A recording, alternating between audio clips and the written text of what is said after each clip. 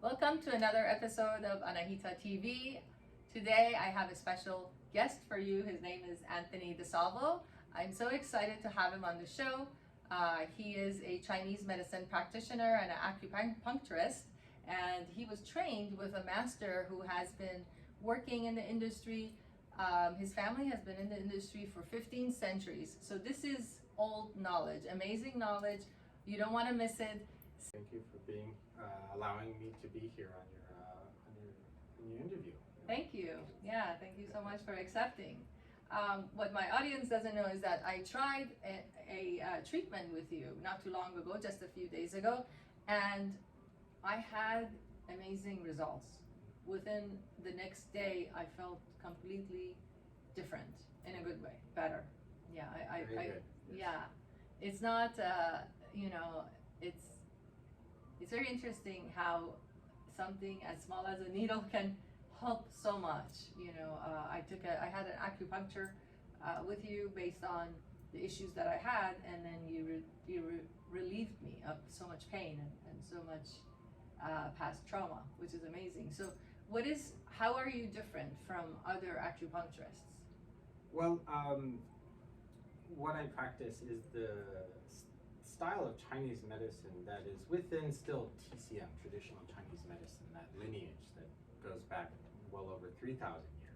And this particular style is from the Yu family that goes back to the 15th century. Wow. In the Shandong region of China, which is where near the birthplace of Confucianism and Taoism.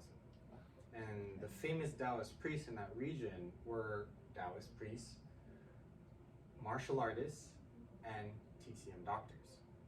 So they were the whole kind of combination. And there is some history of that lineage, forming into their family style of medicine, which encompasses the entirety of Chinese medicine. So it's Qigong and martial arts, tuina, medical massage, acupuncture, Chinese herbs, and nutrition. So it's all a combination. Yeah, It comes together to correct. heal the person. Yes, but that's still the foundation of TCM itself. Okay.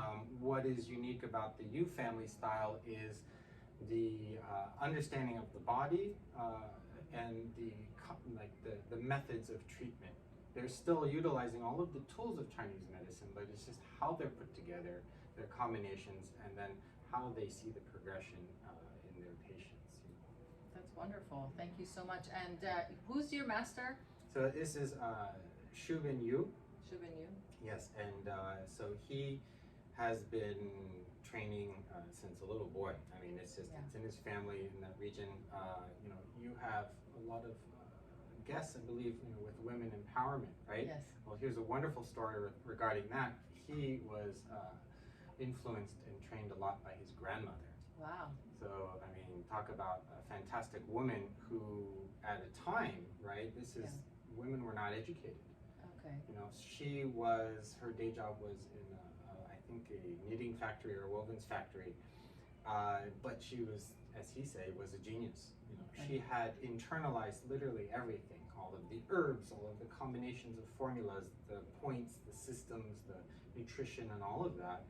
And as he aptly states, he also says that she is literally the best acupuncture needling technique he's ever seen in his life. Wow. And that's saying a lot because he's quite skilled himself. And she used to do most of it with one needle. Wow. Yeah, and it was a very quick insertion and exiting of the needle. There's sometimes there's a few retention. After that, it was body work on top of it. And so, because a lot of the times you needed to help your patient with results right then and there, because they needed to go back out to the fields to work. It's an agricultural society. They needed to go back to work to feed their family, take care of everything. So it's not like today we're spoiled. Yeah. We get a treatment, go home, rest, have a nap. But back then, it was, China was very poor, and they had to go out in the field and work, and they didn't have the luxury of having a sick day. No, they didn't I have mean, that. they still, they family oriented. They all helped. You were sick, you had to rest. Sure. Something was debilitating, so everyone pitched in. Okay, Community that's wonderful. effort. So. Yeah. So that's a little bit of his history, and so I've been grateful to learn all of that through his tutelage over the last 6 years. That's wonderful. And how did you come to meet your master, Master Yu? Oh, that was an interesting twist of fate, that's for sure. The common thread actually would be martial arts. I've been practicing martial arts since about 1998, several disciplines of traditional kung fu, qigong, and dachin chuan, which is a style of martial art. The thing that's brought us together was my kung fu master in New York, Master Wang Rengang. And Master Yu are kung fu brothers from China. They had studied under the same master, who was a very famous master, Wang Hingzhai, who was a Xinyi master and then developed the Dachin Chuan style. So I used to live in New York, moved back here with my family, where I'm from originally, and he said, go study with my kung fu brother. Okay. Little did I know he was a master of medicine as well. So that's wonderful. He has the, I guess you can say, the encircling component of, in martial arts, the complete training is actually learning medicine, the Chinese medicine. So that is like the 360 degree of learning. So mind, body. Yes. Mind and body, absolutely. And spirit too, because kung fu is about spirit, mind, body, spirit. And that trust with the needling, I think, comes from spirit. Yes. And then also the results are dependent on your training. I'll get to that in a minute. But how I met him was just on my journey to heal myself. I was born a sick child, basically. Yeah. Quite a typical modern American story, you could say, because I was 2 months premature, survived in the incubator. Modern medicine saved me, for sure. I wouldn't be here today if it wasn't for that. And but I just grew up with health issues, with a lot of respiratory issues, allergies, sensitivities to Mother Nature in general, so dust and dander and cats, and then I also had my food allergies. So I had my dairy allergy, I had a gluten, I had a non-celiac gluten sensitivity. Also certain fruits and vegetables would bother my stomach a lot. So I learned more about why this was occurring from a Chinese medicine standpoint, but because of this, it hindered me a lot. I had some memory issues, anyways. I was very athletic, thankfully. Like, there was certain things that didn't prevent me from achieving, but it still had its kind of weight against me, where I was constantly getting sick all the time. Sensitive to food, couldn't enjoy birthday cake at a birthday party. There was always something new propping up. It feels like after healing this, okay, now I have to deal with this. Now I have to. It was a juggle for you. I'm glad you're saying that healing component, because I never was really healed. That's the thing. My parents would take me to different practitioners, ear, nose, and throat doctors, allergy specialists, craniosacral specialists, chiropractors, Reiki. I would go through homeopathic treatments for years. And it would always manage my symptoms here and there, but nothing ever really resolved. I still dealt with all of my allergies to animals and foods, and also chronic issues of constipation and digestive issues. That's the biggest thing, I think, in America. The digestive issues. That everything starts, they say, your stomach is your second heart. Everything starts in the stomach. Yes. Unfortunately, there's a mixed bag on that understanding when it comes to Chinese medicine. There is no initial starting point for things like this. It is always a multi-system. It's a balance of everything together. So to just uniquely say it is all about the gut health and the microbiome is incorrect. It plays a huge role, but it is not the only thing. You have to take the person as a whole. Yes, because in Chinese medicine, the large intestines and the lungs are a yin and yang pair. So I ended up being a textbook kind of issue of I had respiratory problems and I had digestive problems. So with that, that's what did it. So through my journey, I sought out martial arts, meditation, Qigong meditation, Buddhist meditations, yoga, and all of this helping me along the way, but never really resolving any of it. Okay. And it wasn't. How long did it take for when you met Master Yu and went under his treatment? Yes. So for you to fully feel healthy. Well, when I met him, this was about 6 years ago, so I was around 32.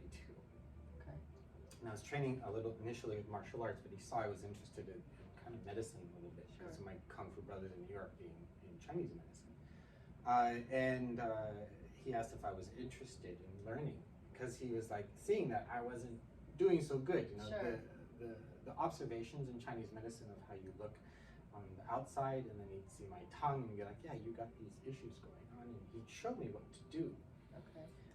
And he said, you can, based on what he diagnosed, he says you can get over this in about a year's time if you do, if you do A, B, C, and D, for example, right? And he said, but I'm not going to treat you.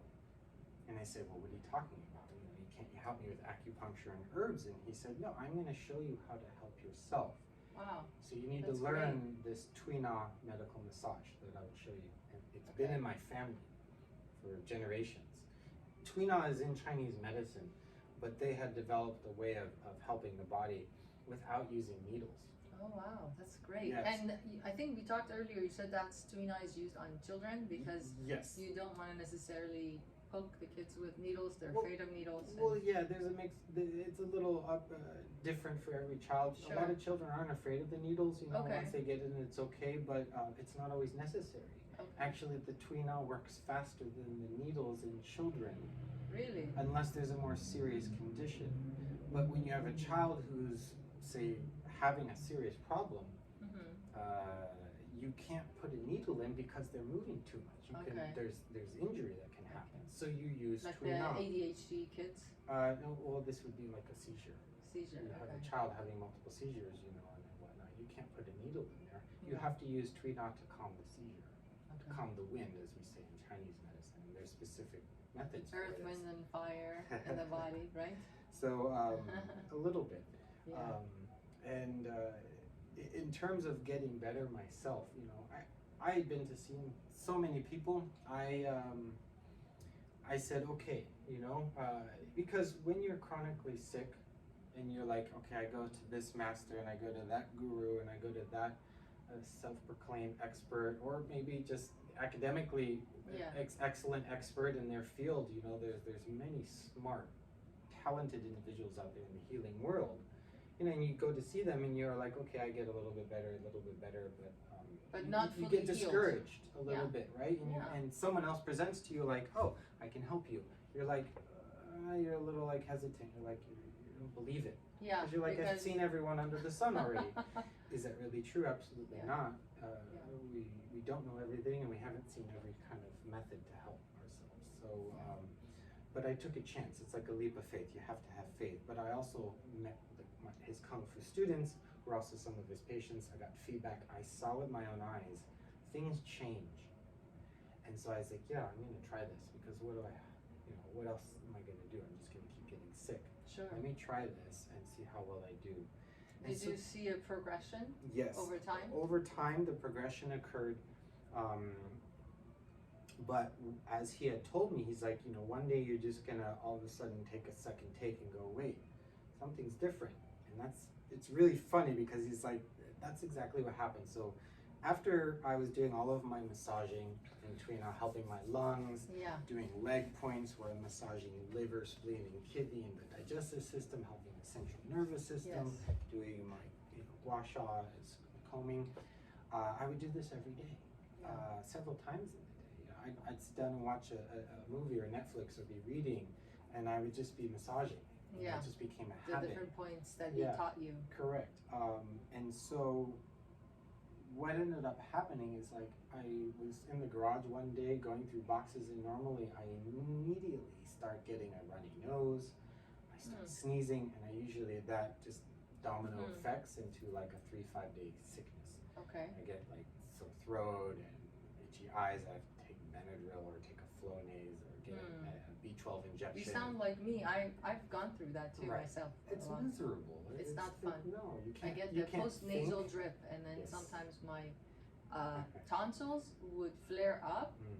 and it was usually for stress, and then I couldn't even breathe sometimes because they would flare up so high. Yeah, and then you can't think, you're irritable, Yeah, right, towards of course. others and loved ones. I had to be in bed when it got that bad. I was in bed for a couple of You days. take a lot of antibiotics, or Yes. someone suggests a surgery to remove something. Yep. and All of that. Does it really resolve the root of the issue? No. No. So with that experience where I walked out of the garage and back into the house, I took that double take, going, wait a minute. And I breathed in, and I'm like, I'm not running my nose. And this was about, I'd say, It just happened for a second and it was gone? No. It just, Okay. I didn't get sick that entire day. Okay. So I was able to go back into the garage and get some stuff and come back. And I was very surprised. And this is around the 10-month mark of me doing this every day. It wasn't all gone yet. I would still start get sensitive, like a perfume. Okay. My wife couldn't wear perfumes anymore, around me when she met me. So that was, it's not fun. I couldn't be around incense, or I couldn't go into department stores.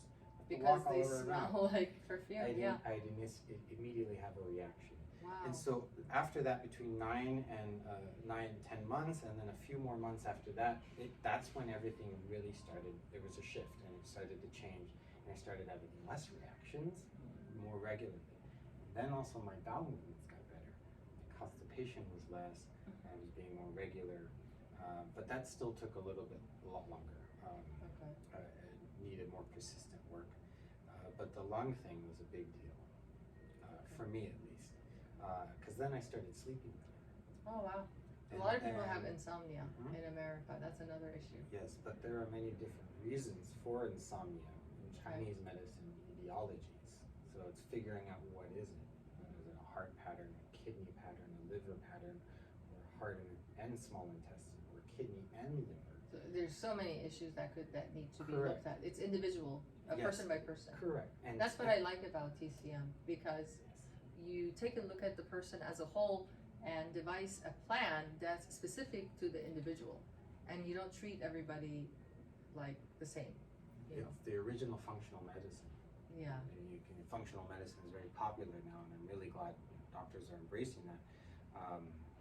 But Chinese medicine has been doing that since the beginning. And thousands of years, right? And so it's good to have collaborative work for patients, with Chinese so medicine and Western work medicine. with Master Yu on your patients, like if a patient comes in, is that what you mean by collaborative? Oh no, that was just a segue of like us as in Chinese medicine. It's important to it's still medicine. Okay. And Western medicine, it's still medicine, still the human body, and patients are our number one priority. And so it's important to still work with Western doctors, MDs, surgeons, psychiatrists, psychologists together. Okay. So that we can help our patients even more, because there is no one answer in all of it. Chinese medicine does not hold the answer to everything in medicine, and neither does Western medicine. But if you can bring them together, then you have better results, better outcomes. Because all you want to do is help people feel the way you feel, because now you're feeling healthy and you're vibrant, you can take care of your family, you can now be here for your patients. Yeah, absolutely. Let's talk about the immune system. Yes. So what do you recommend, how do you know if, for the people sitting out there, how do they know if their immune system is low?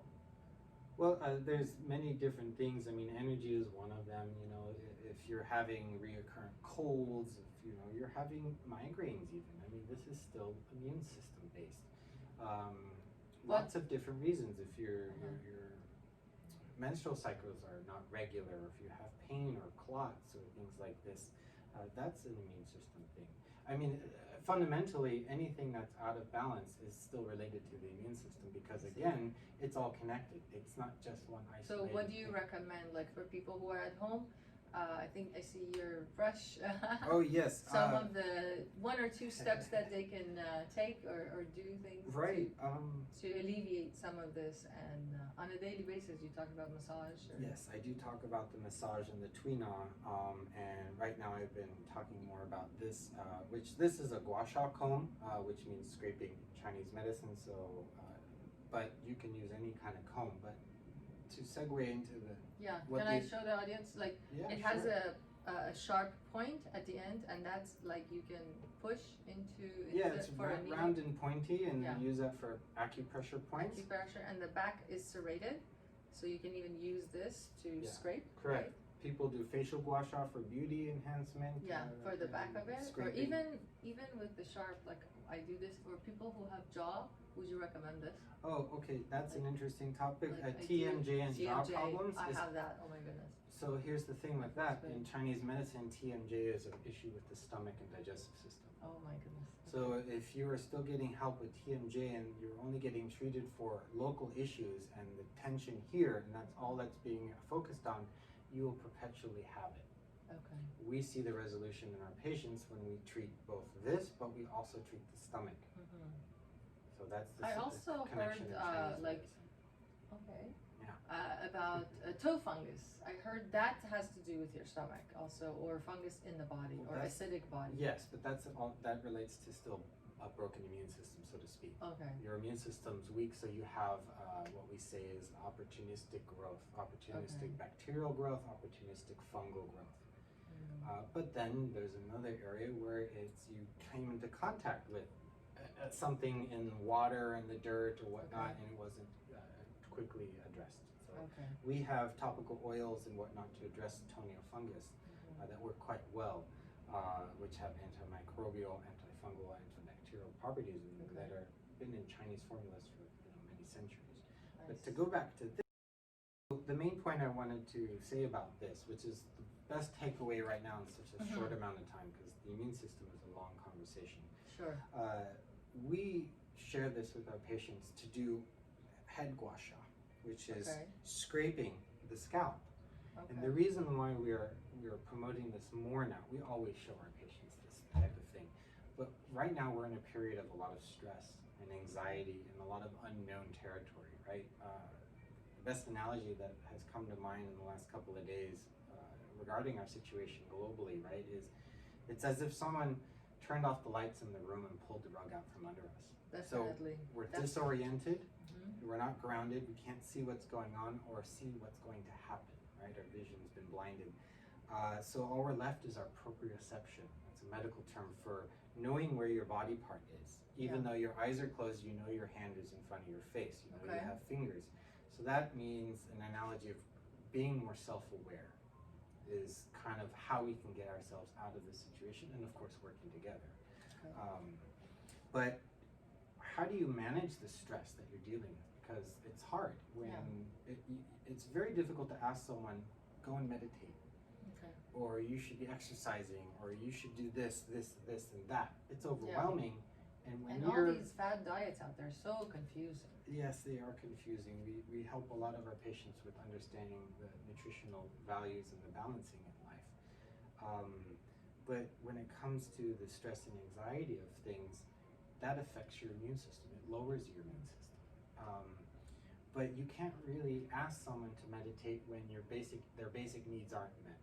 Okay. If someone is comfortable, their job is secure, and they're taking care of the things that they need to do, and they're checking everything off their list, then they're in the right place and right mind to go and meditate properly. That makes a lot of themselves. sense, because some people are not, Right. if they're stressed Correct. because they can't pay the bills, how are they, it's going to be difficult for them to take that time to meditate. And then even myself, I'm not doing any meditation right now, other than some qigong, which is a different type of meditation, but well, I wouldn't say I'm not doing any meditation, but it hasn't been the right place or right time for me, because I'm dealing with a lot of patients, I'm dealing with what's going on in the outside world with my family and school with the kids and online learning. But I still come back to this. And the point of this is, when we get stressed, our qi binds up, called qi stagnation. And that binds up our breathing ability, binds up the muscles so that you have less inspiration, a tighter chest, panic attacks can occur. It also, the liver qi can attack and overact on the stomach and the spleen, so the initial digestive system. So you have IBS symptoms that show up. You have poor breakdown of your food that you're intaking, so that affects blood production in the body in Chinese medicine. So what can you do to mitigate a lot of this? That's has a direct physiological influence on your organs and your stress response system is the combing. Okay. So I can demonstrate here for everyone. All right, please, thank you. And it's good for anyone with long hair out there. I have long hair here, so it doesn't matter if you have long hair or short hair.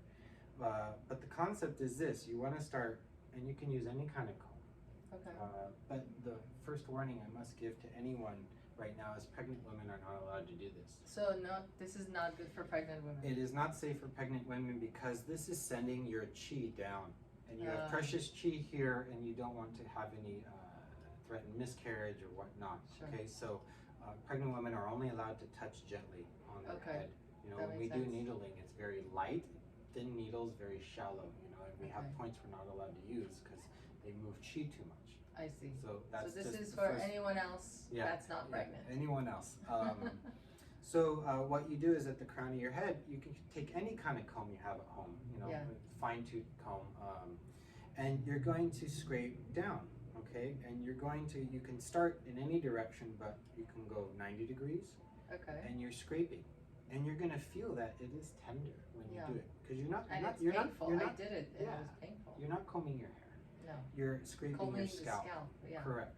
And so you start 90 degrees, you go forward 45 degrees, you go forward directly in the center, you go forward another 45 on the other side, you go 90 all the way down to your ear, you go 45 back, you go 45, straight back, and then you go again 45, all the way down to your hairline.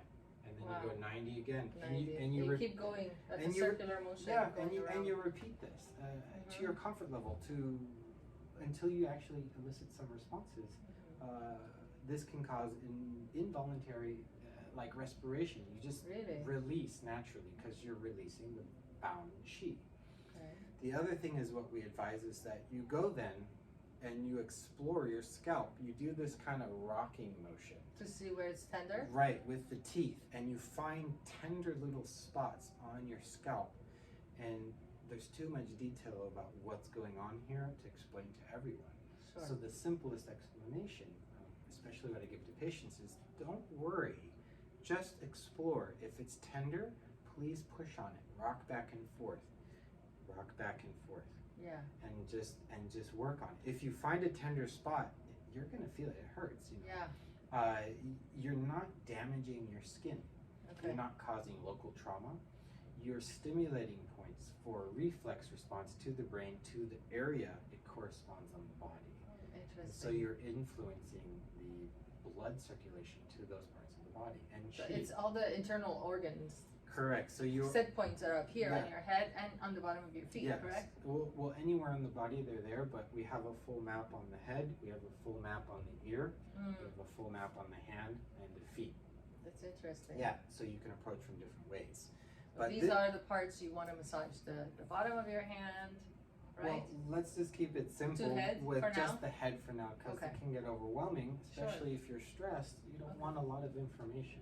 Definitely. Because we're inundated right now with too much information.